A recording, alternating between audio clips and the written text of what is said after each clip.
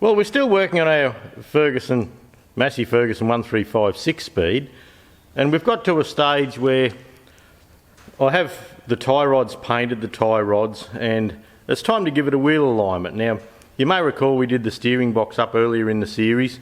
We've done the kingpins, the kingpin bearings, all that sort of thing. So now we've got the tractor together, we've got the tyres on, we're pretty well all assembled apart from the bonnet and things like that, which have no bearing on this job at all. But we'll go through on how to do a wheel alignment on a Ferguson tractor. So follow along, I'll try and explain it as best I can. Okay, well this is the left hand side of the tractor, and you can see the yellow floor jack. I've got the weight of the tractor just supported under the centre, under the inspection plate on the bell housing, and I've got it so that when we move the front wheel here, the wheel is on the ground, but being on the ground, it'll be easier when we go to adjust this. You can see now I can turn that in or out, and I can adjust the wheel without having the drag of the rubber on the concrete. So I have it touching the concrete, but not hard on there, so I can adjust it. So yeah, just take the weight off just a little bit. You haven't got to have the wheels off the ground, just make it easier for when you adjust these rods. Right, we're on this is the left hand steering arm as you sit on the tractor, and you'll notice that this arm is the one that comes along and the thread comes back on an angle slightly, so it points straight to the front. Now this thread here is a left hand thread, and the reason they put a left hand thread on one end and a right hand thread on the other is as we turn this shaft, the tie rod, it will actually get longer and shorter. So to do a toe-in adjustment on the tractor, we don't have to take this off and put it on and take it off and put it on all the time. So we can just turn this rod and that'll have the wheel going forward and back. So this back one on both sides is a left hand thread. So I've painted this, I've cleaned the threads, just buffed them up on a wire brush, and I've put new rubbers on, and I've tightened the nut in here behind. Now when we'll scroll around and look at the front, and when we go to the front, this is a right hand thread. It's a standard thread, so you turn it clockwise for it to go up the tube here, and this has the thread going straight, so there's no angle. Where at the back the tie rod sits and the thread comes out on an angle to the taper. So once again, you'll see as I turn this rod, you can see the relationship of this bolt there. You can see it moving back and forth. So coming back around to the back here, I've screwed each one in to, look, it's around 17 millimeters from the end of the tube here to the end of the thread, and I've done that on the front and the back on both sides, and that just makes it so when we do the adjustment each turn, I turn this rod, well, they will all lose a thread or gain a thread, so it'll just be nice and even, so you haven't got say 1.25 inches of thread out this one end, and up the other end you've only got 3/8, or you run out of adjustment while you're trying to adjust it. So try and make sure this is nice and free. You can see on this one there's a couple of marks where someone's had a pair of multi grips or something on it one time trying to turn it.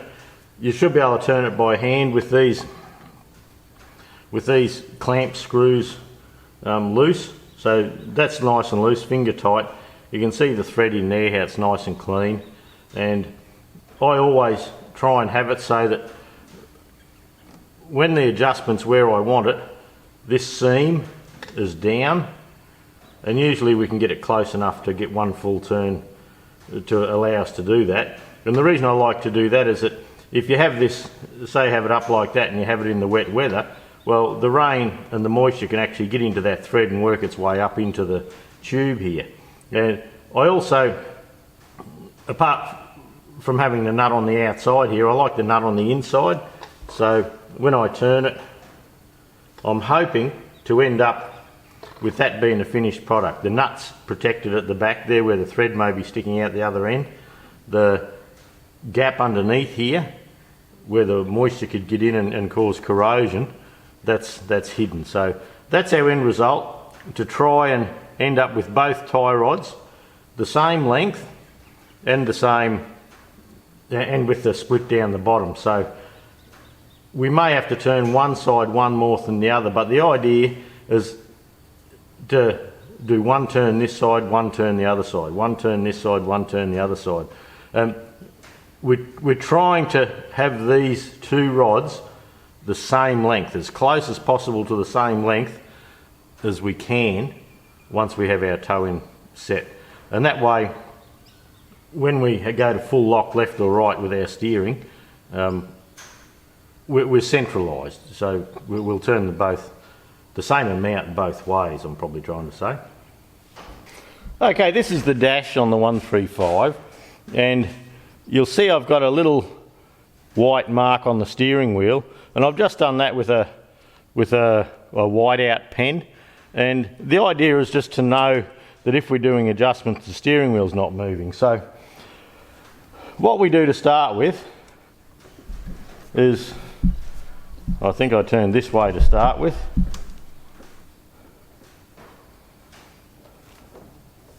So you come one way with the steering wheel, bring it round as far as it will go and take note of where the mark is.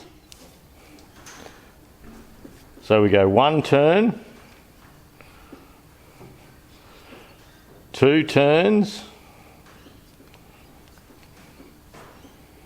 and almost 2.5 turns. So we'll just check that again from here. So it's in line with the red dash lamp here. So I go one turn, two turns, look, just 2.5. So look, that's close enough. I've got a little bit of tension holding it there. So we need to come back to the centre now. So half of 2.5 is 1.25. So we go 1.25 would be about here. So if we hold the steering wheel there and we have a look at our front wheels should be pretty close to the straight ahead position. Now, knowing where this mark is here is important, because as you wiggle the wheel or make it longer or shorter, see, we can move the steering wheel because we've done the steering column up. It's nice and easy to move. So we could tie it off so it doesn't move, but just knowing where that is good enough, so that once we make an adjustment, we can centralise the steering to that mark again and just check our toe in. This is the right hand side, and what I'm going to show you here is just when we measure from the end to there, we have around 17 millimetres, and to the end of the thread here we have around the same. So that measurement there, that doesn't matter. 17 millimetres is 11/16 roughly. If that was 19 millimetres, it wouldn't matter. The point I'm trying to make here is try and have them even front to back, just so you end up with a nice tidy job, and you end up with the same amount of thread out of each. So both the left hand and the right hand side, I've got around that 17 mil or 11/16 thread sticking out each end. Okay, this is the hard piece to film. So you wouldn't think so, but anyway it is. So what we need to look at is we check the toe in from the rim. So the tape is actually going not to the very out part of the rim, just in there 5 mil, where the bead, the inside of the bead of the tyre or where the outside of the tyre and the inside of the rim sits. So there's a little flat here, just that little curve there. So we put it there, and then we bring it to the other side at kingpin height, and we just take it out until that touches. Then we lock the tape measure off. Now, that measurement there is, look, just about bang on 47 inches or 119.4 millimetres. So now we do the same at the back. Now I'll probably have feet and legs here everywhere, but that's how I can get in there. So we do the same here. We put the back of the tape against the rim on this side and the other one on the other side. Lock it off. And we have 46.5. So what that tells us that the back is half an inch closer together than the front. And ideally, we're looking at about 5 millimetres or 1/4 of an inch toe in at the front. So as you drive along the road, your wheels are slightly towing in, and that helps centralise things out for you nicely. So what we need to do is bring this in. So we need the front of the wheel to come in about 3/4 of an inch. So at the moment, well actually we have to halve the distance. So from 46.5 to 47, so half of that's 1/4 of an inch. So we have to have 1/4 of an inch there, and then about 1/8 of an inch. So what we're going to do is turn these side tie rods or track rods. We have to turn them and make them a little bit longer. Sorry, shorter. So I'll take this one on the left, one turn. I'll actually hop out of the way and do that.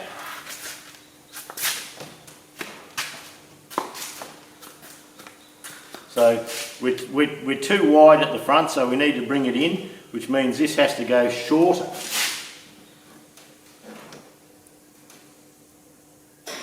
So that's one turn on there.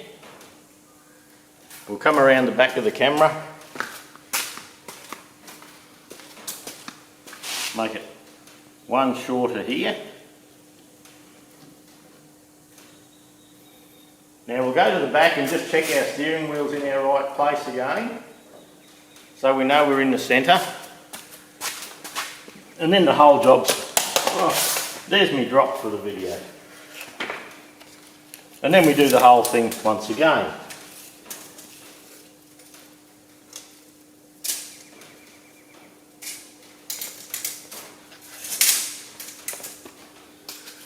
Sometimes I find it better just to lay across the back here so I can see what I'm doing. So that's in there. That's just touching the rim.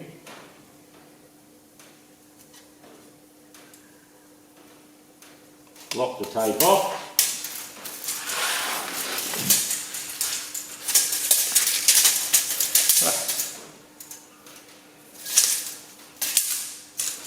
And our measurement is 46 1/8.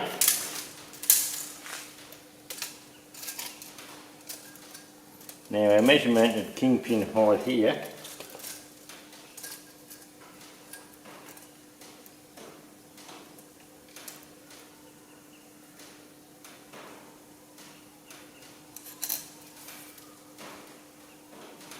it's just a bit under 47, so I've gone the wrong way.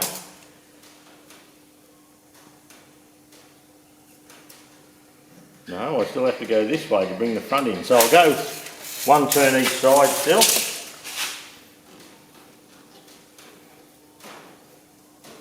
That should pull him in tighter.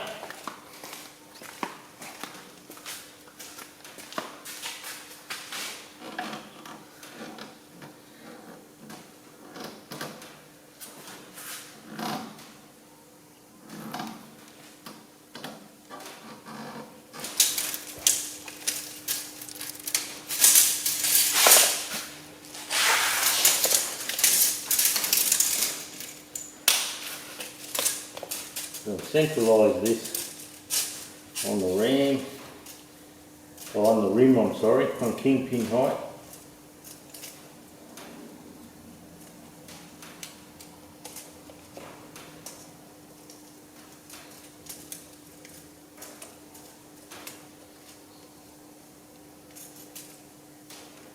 That's as level as you can get it anyway. We'll lock that off.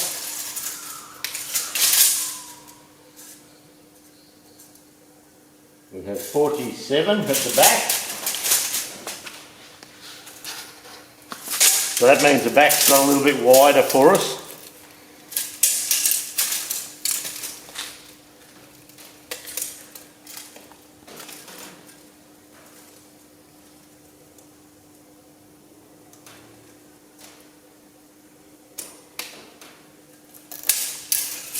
And that gives us 46 1/4. So we might just go one turn. So the 2 turns we've gone in a little bit far. So we'll try one turn back out, just with one.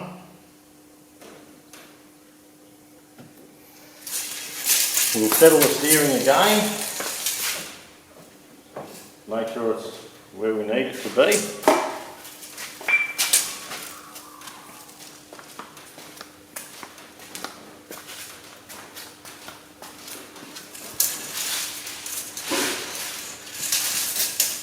And I'll see how we go here.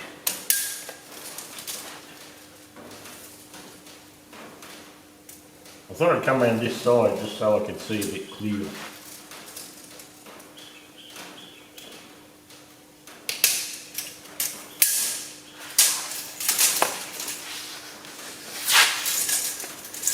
What do we have? We're 46 7/8. Or 119 mil roughly.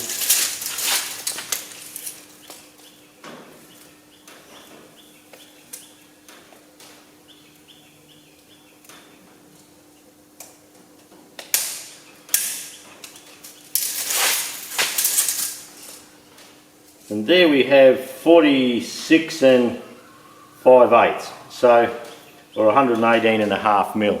So that's pretty well given us the 5mm toe in at the front. I'll just settle the steering and I'll recheck that to make sure.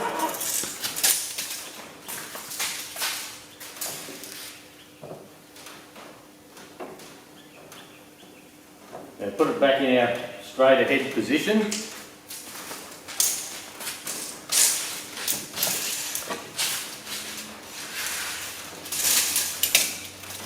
This way the tractor should steer nicely without tyre wear on the outer edge or inner edge.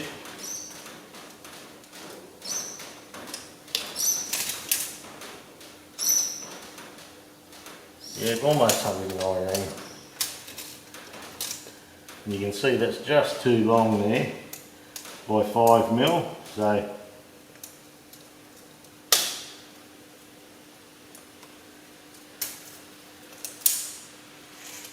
yeah, look, we've got around about 6mm, so we're happy with that. So that means that the wheels at the front are about at the kingpin height, measured on the rim, is around 6mm, 5 to 6mm narrower at the front than the back. So now all we have to do is grab a spanner, tighten the clamps, and we have the job done.